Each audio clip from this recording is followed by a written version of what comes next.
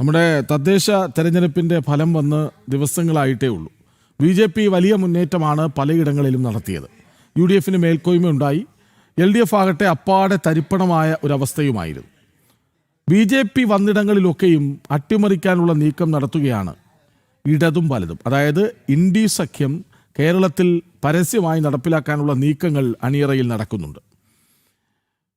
BJP ഏറ്റവും വലിയ ഒറ്റക്കക്ഷിയായ പഞ്ചായത്തുകളിലും മുനിസിപ്പാലിറ്റികളിലും സ്വതന്ത്രരെ മുൻനിർത്തി അധികാരത്തിൽ നിന്ന് BJPയെ മാറ്റി നിർത്താനാണ് നീക്കം. BJP ഭരണത്തിൽ നിന്ന് അകറ്റാനുള്ള ഇന്ത്യ സഖ്യ നീക്കങ്ങൾ തൃപ്പൂണിത്തുറയിലും കാണാം. പ്രാദേശികമായുള്ള പ്രവർത്തകരുടെ എതിർപ്പുകൾ അവഗണിച്ചാണ് അവസാന ഘട്ടത്തിലും അവിശുദ്ധ സഖ്യ നീക്കം.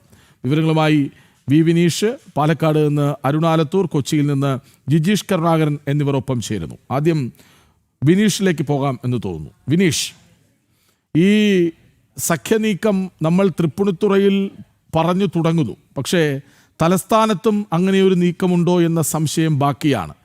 കാരണം ഒരു സ്വതന്ത്രനെ മുൻനിർത്തി അണിയറയിൽ ഇടതും വലതും ഒന്നിച്ച് അവരുടേതല്ലാത്ത ഒരാളെ എന്ന് ചൂണ്ടിക്കാട്ടി അതിൻ്റെ മറവിൽ ഇന്ത്യ സഖ്യം നടപ്പിലാക്കി BJPയെ മാറ്റി നിർത്താനുള്ള നീക്കം തിരുവനന്തപുരത്ത് ശരിക്കും അത് സജീവമാണ്. അങ്ങനെ ഒരു വാർത്ത പരക്കുന്നുണ്ട്.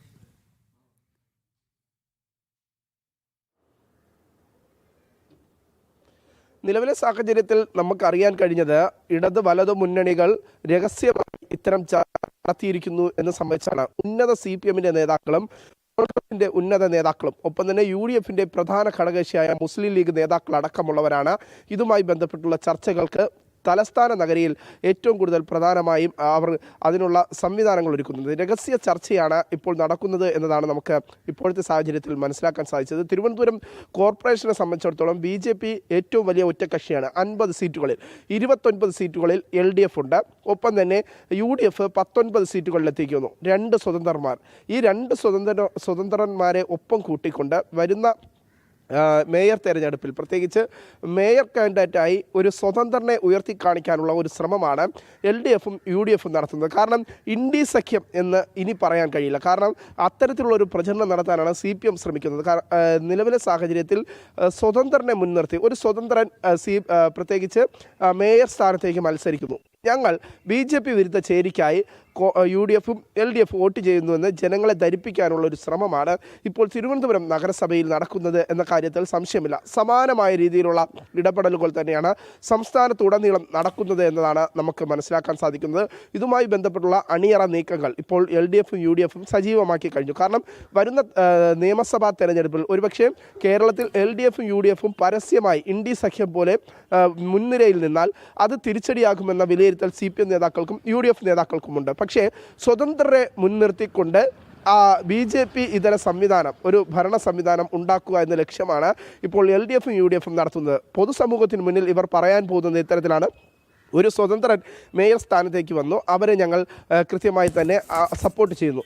അത് BJP ഇതര ചേരിയാണ്. ഇതേ നിലപാട് UDFും LDFും തിരുവനന്തപുരം നഗരസഭയിൽ നടത്താനുള്ള ശ്രമം, അത് ആ സ്വതന്ത്രന്മാരെ പിടിക്കാനുള്ള ശ്രമമാണ് ഇപ്പോൾ സജീവമായി നടക്കുന്നത്. നമുക്കറിയാം വിഴിഞ്ഞം സീറ്റ്, പ്രത്യേകിച്ച് നേരത്തെ വിഴിഞ്ഞത്തെ തെരഞ്ഞെടുപ്പ് നടന്നിട്ടില്ല, അവിടെ പോളിംഗ് നടക്കാത്തത് വന്നത് അവിടെയുള്ള സ്ഥാനാർത്ഥി മരണപ്പെട്ടതുമായി ബന്ധപ്പെട്ട്. അങ്ങനെ വിഴിഞ്ഞം സീറ്റും കൂടി UDF ജയിക്കുമെന്ന വിശ്വാസമാണ് UDFിനുള്ളത്. ആ ഘട്ടത്തിൽ 51 എത്തിക്കൊണ്ട് ഭരണം നടത്താം. മേയർ സ്ഥാനാർത്ഥിയായിട്ട് പൊതുസമ്മതൻ എന്ന രീതിയിൽ ഒരു സ്വതന്ത്രനെ കൊണ്ടുവരാം എന്ന നിലപാടുകളാണ് ഇപ്പോഴത്തെ സാഹചര്യത്തിൽ CPMും ഒപ്പം തന്നെ കോൺഗ്രസും ശ്രമിക്കുന്നത് എന്ന കാര്യത്തിൽ സംശയമില്ല. ഒരു അവിശുദ്ധ കൂട്ടുകെട്ട് അന്തർധാരയിൽ സജീവമാകുന്നു എന്നതാണ് നമുക്ക് മനസ്സിലാക്കാൻ സാധിക്കുന്നത്. പക്ഷേ നിലവിലെ സാഹചര്യത്തിൽ സ്വതന്ത്രന്മാർ ആരും തന്നെ, പ്രത്യേകിച്ച് പൗണ്ട് കടവിൽ ജയിച്ച സ്വതന്ത്രൻ കോൺഗ്രസിന് ബദലായി, കോൺഗ്രസിൻ്റെ മുൻ മണ്ഡലം പ്രസിഡന്റ് കൂടിയായിരുന്ന ആളാണ് പൗണ്ട് കടവിൽ ഇപ്പോൾ ജയിച്ചു വന്ന സ്വതന്ത്രനായി ജയിച്ചു വന്ന കൗൺസിലർ. നിലവിലെ സാഹചര്യത്തിൽ അദ്ദേഹം കോൺഗ്രസിനോടൊപ്പം പോകുന്നത് സംബന്ധിച്ചുള്ള നിലപാട് ഇതുവരെയും വ്യക്തമാക്കിയിട്ടില്ല. സമാനമായ രീതിയിൽ സ്വതന്ത്ര സ്ഥാനാർത്ഥിയായി ജയിച്ചു വന്ന ആളാണ് കണ്ണമ്മൂലയിൽ പാറ്റൂർ രാധാകൃഷ്ണൻ എന്ന് പറയുന്ന വ്യക്തി. ആ കണ്ണമ്മൂലയിലും അദ്ദേഹം നിലപാടുകൾ വ്യക്തമാക്കിയിട്ടില്ല. ഇവരെ ചാക്കിലിടാനുള്ള ശ്രമം തന്നെയാണ് നിലവിലെ സാഹചര്യത്തിൽ ഇപ്പോൾ നടക്കുന്നത് എന്നതാണ് നമുക്ക് മനസ്സിലാക്കാൻ സാധിക്കുന്നത്. ഇതേ സഖ്യം സംസ്ഥാനത്തുടനീളം നടക്കുന്നു എന്നതാണ് പ്രധാനപ്പെട്ട കാര്യം. നമുക്ക് മനസ്സിലാക്കാൻ സാധിച്ചത് തിരുവനന്തപുരം ജില്ല എടുക്കുകയാണെങ്കിൽ തദ്ദേശ സ്ഥാപനങ്ങൾ, പ്രത്യേകിച്ച് തിരുവനന്തപുരം ജില്ലയെ സംബന്ധിച്ചിടത്തോളം BJP ഒറ്റക്കക്ഷിയായിട്ടുള്ള നിരവധി തദ്ദേശ സ്ഥാപനങ്ങളുണ്ട്. അവിടെയൊക്കെ തന്നെ BJPയെ ഭരണരംഗത്തേക്ക് കൊണ്ടുവരാതിരിക്കാൻ ഇടതുപക്ഷവും വലതുപക്ഷവും ഒരു വലിയ രീതിയിലുള്ള കൂട്ടുകെട്ടിനുള്ള ശ്രമം പ്രാദേശിക തലങ്ങളിലും നടത്തുന്നു എന്നതാണ് നമുക്ക് മനസ്സിലാക്കാൻ സാധിക്കുന്നത്. ഇവിടെയൊക്കെ തന്നെ ഞാൻ നേരത്തെ പറഞ്ഞ ഫോർമുലയ്ക്ക് സമാനമായ രീതിയിൽ സ്വതന്ത്രരെ മുൻനിർത്തിക്കൊണ്ടുള്ള ഒരു തന്ത്രത്തിനായിരിക്കും LDFും UDFും ശ്രമിക്കുക എന്നതാണ് നമുക്കിപ്പോൾ മനസ്സിലാക്കാൻ സാധിക്കുന്നത്.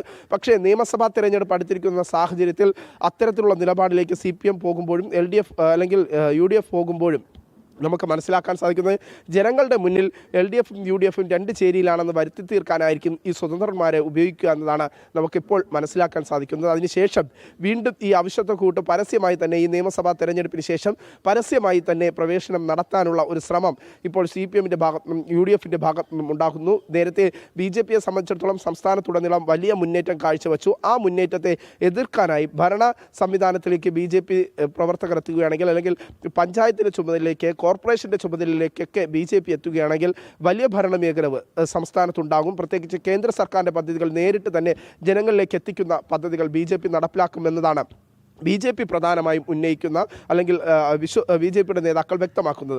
അതുകൊണ്ട് തന്നെ BJP നേരത്തെ തദ്ദേശ സ്വയംഭരണ തെരഞ്ഞെടുപ്പ് അടുത്തിരിക്കുന്ന ഘട്ടത്തിൽ പോലും BJPയുടെ നിലപാട് ഇത്തരത്തിലായിരുന്നു. മാറാത്തത് മാറും എന്ന മുദ്രാവാക്യം എടുത്തുകൊണ്ടായിരുന്നു BJP തദ്ദേശ സ്വയംഭരണ തെരഞ്ഞെടുപ്പിന് നേരിട്ടത്. ആ ഒരു ഘട്ടത്തിൽ പോലും ഇപ്പോൾ വോട്ടിംഗ് ശതമാനത്തിലടക്കം BJPക്ക് വലിയ നേട്ടമാണ് ഉണ്ടായിട്ടുള്ളത് എന്ന കാര്യത്തിൽ സംശയമില്ല. ആ ഒരു ഘട്ടത്തിൽ തന്നെയാണ് BJPയെ അകറ്റി നിർത്തിയാൽ മാത്രമേ ഈ നിയമസഭാ തെരഞ്ഞെടുപ്പിൽ, അതായത് വിനീഷ്, വികസനം വരും എന്ന പേടി, അതായത് നിയമസഭാ തെരഞ്ഞെടുപ്പ് പടിവാതിൽക്കൽ എത്തി നിൽക്കുന്നു. അപ്പോൾ വികസനം ഈ ചുരുങ്ങിയ മാസങ്ങൾ കൊണ്ട് BJP എങ്ങാനും നടത്തി തിരുവനന്തപുരത്ത് സീറ്റുകൾ പിടിച്ചാലോ എന്ന ആശങ്ക, അതിൻ്റെ പ്രതിഫലനമാണിത്. അതായത് ഒരു സ്വതന്ത്രനെ മുൻനിർത്തി ഇടതും വലതും ഒരുമിച്ച് നിൽക്കുന്നതിൽ എത്രമാത്രം ശരിയുണ്ടെന്ന് അവർക്ക് തന്നെ സംശയമുണ്ട്.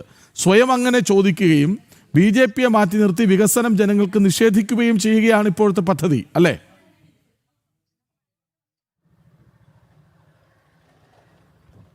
തീർച്ചയായിട്ടും അത് തന്നെയാണ് മനസ്സിലാക്കാൻ സാധിക്കുന്നത്. കാരണം തിരുവനന്തപുരം നഗരസഭ പരിധിയിൽ BJPക്ക് ഉണ്ടായത് വൻ നേട്ടമാണ്, വലിയ മാറ്റമാണ് തിരുവനന്തപുരം നഗരത്തിൽ BJP സ്ഥാനാർത്ഥികൾ ജയിച്ചു വന്നതിലൂടെ ഉണ്ടാകുന്നത്. ആ ഒരു ഘട്ടത്തിൽ കേന്ദ്ര പദ്ധതികൾ, പ്രത്യേകിച്ച് 45 ദിവസത്തിനകം പ്രധാനമന്ത്രി നരേന്ദ്രമോദി അടക്കമുള്ളവർ തിരുവനന്തപുരത്തേക്ക് എത്തും എന്ന നിലപാട് BJP തന്നെ പ്രഖ്യാപിക്കുന്നു. കേന്ദ്ര പദ്ധതികൾ നേരിട്ട് തിരുവനന്തപുരത്തെ സ്മാർട്ടാക്കാനായി നടപ്പിലാക്കും.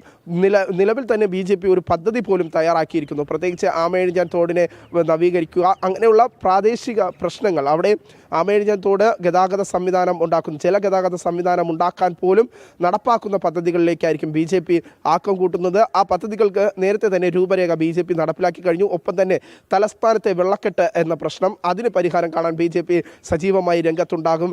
അതിനും പദ്ധതി BJP തയ്യാറാക്കി കഴിഞ്ഞിരിക്കുന്നു. അങ്ങനെ സമാനമായ നിരവധി മാറ്റങ്ങൾ തലസ്ഥാന നഗരിയിൽ ഉണ്ടാകും. സ്മാർട്ട് സിറ്റി എന്ന പ്രോജക്റ്റിലേക്ക് BJP സജീവമായി എത്തും. ഇപ്പോൾ സ്മാർട്ട് സിറ്റിയുടെ പേരിൽ വലിയ റോഡുകൾ നിയമിച്ചു. ആ റോഡുകളുടെ നിർമ്മാണത്തിൽ പോലും വലിയ അപാകതകൾ ഈ LDFിൻ്റെ ഭരണകാലത്ത് നടത്തിയപ്പോൾ ഉണ്ടായി.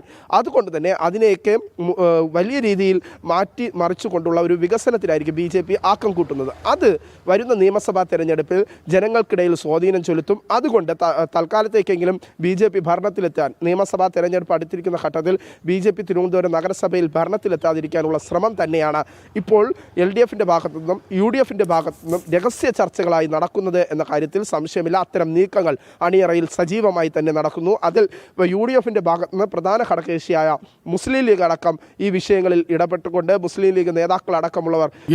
ശരി വിനീഷ്, കൊച്ചിയിൽ നിന്ന് ജിജീഷ് കരുണാകരൻ കൂടി ഒപ്പം ചേരുന്നുണ്ട്. ജിജീഷ്, അതായത് തൃപ്പൂണിത്തുറയാണ് അവിടുത്തെ ഒരു പ്രധാന പോയിന്റ്.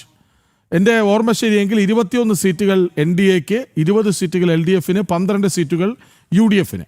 അപ്പോൾ LDFും UDFും ചേർന്നാൽ 22ആയി. അപ്പോൾ NDAക്ക് 21 ഉള്ളൂ.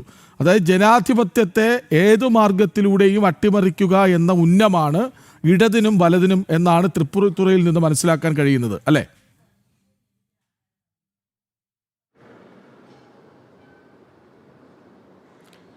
കൃഷ്ണരാജ, തീർച്ചയായും തൃപ്പൂണിത്തുറയിൽ ഒരു ഇന്ത്യ മുന്നണി സഖ്യം അല്ലെങ്കിൽ അവിശുദ്ധ കൂട്ടുകെട്ട് തന്നെയാണ് ഉരുത്തിരിയാൻ പോകുന്നത്, അല്ലെങ്കിൽ അത്തരം നീക്കങ്ങളാണ് നടക്കുന്നത്.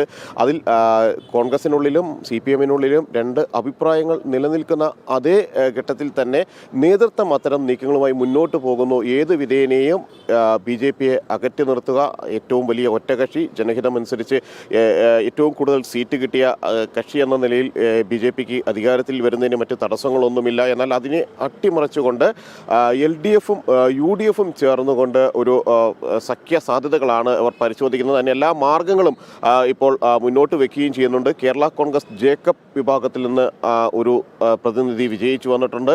ഈ പ്രതിനിധിയെ ചെയർപേഴ്സൺ സ്ഥാനത്തേക്ക് മുന്നോട്ട് വെച്ചുകൊണ്ട് രണ്ട് മുന്നണികളും പിന്തുണക്കുക എന്നതാണ്. എന്നാൽ LDF UDF മുന്നണികളെ സംബന്ധിച്ചിടത്തോളം ഈ അവിശുദ്ധ കൂട്ടുകെട്ടിന് നിരവധി തടസ്സങ്ങൾ വേറെയുമുണ്ട്. അങ്ങനെ വന്നാൽ മറ്റ് ഘടകകക്ഷികളിൽ നിന്ന് കൂടുതൽ ആളുകൾ ജയിച്ചിട്ടില്ല. സ്വാഭാവികമായും വൈസ് ചെയർമാൻ സ്ഥാനത്തേക്ക് ഈ CPM-ൽ നിന്നോ കോൺഗ്രസിൽ നിന്നോ ഒരാളെ സ്ഥാനാർത്ഥി ആക്കേണ്ടതായി വരും. അപ്പോഴും പരസ്പരം പിന്തുണയ്ക്കേണ്ടി വരും. സ്വാഭാവികമായും BJP-യുടെ ശക്തികേന്ദ്രമാണ് തൃപ്പൂണിത്തുറ എന്ന് പറയുന്നത്. അവിടെ കൃത്യമായി അത് പ്രചാരണ വിഷയമാക്കാൻ BJP-യെ സംബന്ധിച്ചിടത്തോളം കഴിയും. അങ്ങനെ ഈ ഒരു അവിശുദ്ധ കൂട്ടുകെട്ട് വലിയ തോതിൽ ചർച്ചയാവുകയും അവിടുത്തെ ജനങ്ങൾ അത് ചർച്ച ചെയ്യുകയും അത് കാര്യങ്ങൾ മനസ്സിലാക്കി മുന്നോട്ട് പോവുകയും ചെയ്യുന്ന ഒരു സ്ഥിതി ഉണ്ടായിക്കഴിഞ്ഞാൽ കനത്ത തിരിച്ചടിയായിരിക്കും തൃപ്പൂണിത്തുറയിൽ LDF-നെ സംബന്ധിച്ചിടത്തോളവും UDF-നെ സംബന്ധിച്ചിടത്തോളവും അടുത്ത നിയമസഭാ തെരഞ്ഞെടുപ്പിൽ ഉണ്ടാവുക എന്ന കൃത്യമായ ഒരു ചിന്താഗതി, അത് ജില്ലാ നേതൃത്വങ്ങൾക്ക് മാത്രമാണ് അത്തരമൊരു ചിന്ത ഉള്ളത് എന്നതാണ് അതിൽ ഏറ്റവും പ്രധാനം എന്ന് പറയുന്നത്. പ്രാദേശിക നേതൃത്വത്തെ സംബന്ധിച്ചിടത്തോളം അവിടെ ഏത് വിധേനയും BJP-യെ അകറ്റി നിർത്തി മറ്റൊരു ഭരണസമിതി രൂപീകരിക്കുക എന്ന നീക്കങ്ങളാണ് നടത്തുന്നത്. അതിൽ ഏറ്റവും മുന്നിൽ നിൽക്കുന്നത് കോൺഗ്രസുമാണ്. LDF അല്ലെങ്കിൽ CPM ഏരിയ കമ്മിറ്റി അടക്കം ഇക്കാര്യത്തിൽ ഒരു അഭിപ്രായ രൂപീകരണത്തിലേക്ക് എത്താതിരിക്കാൻ ശ്രമിക്കുമ്പോൾ തന്നെയാണ് ഇന്ത്യ മുന്നണി നീക്കങ്ങൾക്ക് വേണ്ടി കോൺഗ്രസ് പ്രാദേശിക നേതൃത്വം വലിയ തോതിൽ ശ്രമങ്ങൾ നടത്തുകയും എല്ലാം തന്നെ ചെയ്യുന്നത്. അതിലേറ്റവും പ്രധാനമെന്ന് പറയുന്നത് K ബാബു നടത്തുന്ന ചില നീക്കങ്ങളാണ്. K ബാബു തൻ്റെ അഭിപ്രായം എന്ന നിലയിൽ BJP-യെ ഏത് വിധേനയും അകറ്റി നിർത്തുമെന്ന കാര്യം പറഞ്ഞിരുന്നു. എന്നാൽ അതിലൂടെ K ബാബു ലക്ഷ്യം വയ്ക്കുന്നത് തൻ്റെ പാർട്ടിക്കുള്ളിൽ തന്നെയുള്ള ചില എതിരാളികളെ ഒതുക്കുക എന്നതുകൂടിയാണ്. കാരണം നിയമസഭാ തെരഞ്ഞെടുപ്പിൽ ഇനി തനിക്ക് സീറ്റ് ലഭിക്കാനുള്ള സാധ്യതയില്ല. താൻ മിക്കവാറും മാറി നിൽക്കേണ്ട ഒരു സ്ഥിതിവിശേഷമുണ്ടാകും. അങ്ങനെ വന്നാൽ മറ്റു നേതാക്കളായ രാജു P. നായരോ അല്ലെങ്കിൽ സിനിമാ താരം രമേശ് പിഷാരടിയോ എല്ലാം തന്നെ മത്സര രംഗത്തേക്ക് ഇറങ്ങുന്ന ഒരു സ്ഥിതിവിശേഷം ഉണ്ടാകും. തന്നെ മാറ്റി നിർത്തിക്കൊണ്ട് മറ്റൊരാൾ അവിടെ ജയിക്കുന്ന സ്ഥിതിവിശേഷം ഒഴിവാക്കുന്നതിന് വേണ്ടിയുള്ള K ബാബുവിൻ്റെ തന്ത്രങ്ങളുടെ ഭാഗമായി കൂടിയാണ് രാഷ്ട്രീയ നിരീക്ഷകർ ഈ ഒരു പ്രാദേശികമായ സഖ്യത്തിന് K ബാബു എടുക്കുന്ന അമിത താല്പര്യത്തെ വിലയിരുത്തുന്നത്.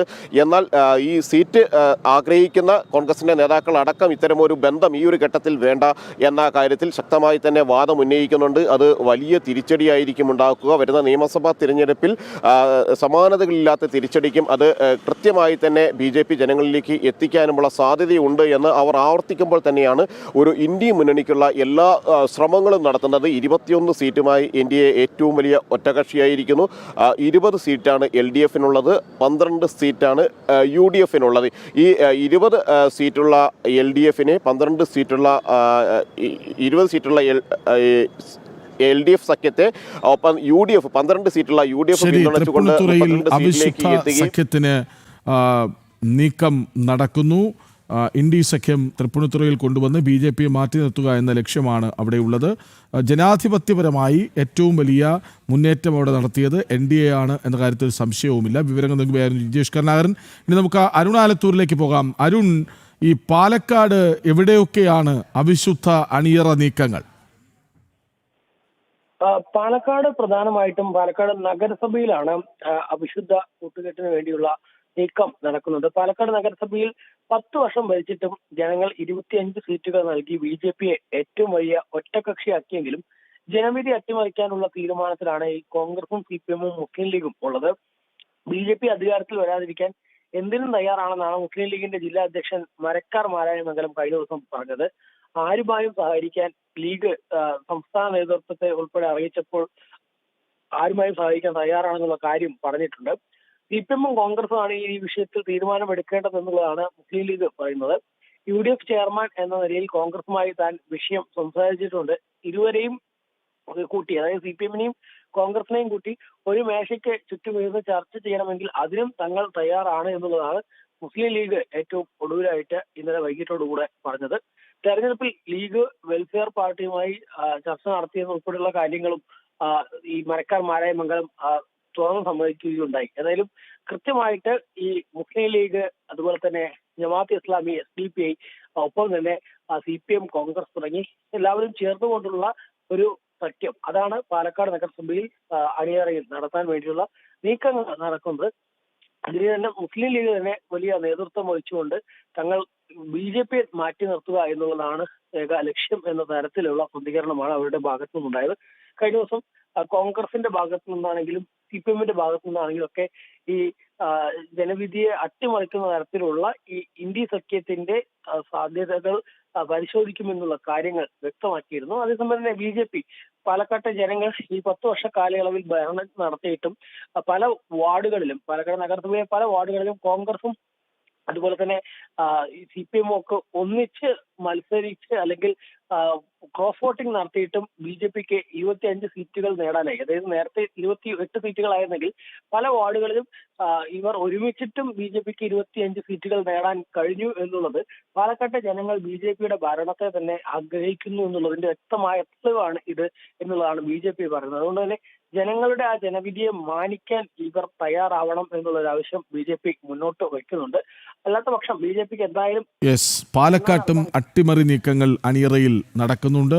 അങ്ങനെ BJP സജീവമാകുന്ന ഇടങ്ങളിൽ, BJP മുന്നോട്ട് വന്ന ഇടങ്ങളിൽ, BJP ഏറ്റവും കൂടുതൽ സീറ്റ് പിടിച്ച ഇടങ്ങളിൽ അവരെ മാറ്റി നിർത്തുക എന്ന ഗൂഢ നീക്കമാണ് അണിയറയിൽ പുരോഗമിക്കുന്നത്. അവിടെ ഇടതും വലതും ഒരുപോലെ തന്നെ ഇന്ത്യ മുന്നണി കേരളത്തിലും പരസ്യമായി നടപ്പിലാക്കാൻ രഹസ്യമായ നീക്കങ്ങൾ നടക്കുന്നു എന്ന് വേണം മനസ്സിലാക്കാൻ. വിവരങ്ങൾ നൽകുകയായിരുന്നു തിരുവനന്തപുരത്ത് നിന്ന് വിനീഷ്, കൊച്ചിയിൽ നിന്ന് ജിജീഷ് കരുണാകരൻ, ഒപ്പം പാലക്കാട് നിന്ന് അരുൺ ആലത്തൂർ.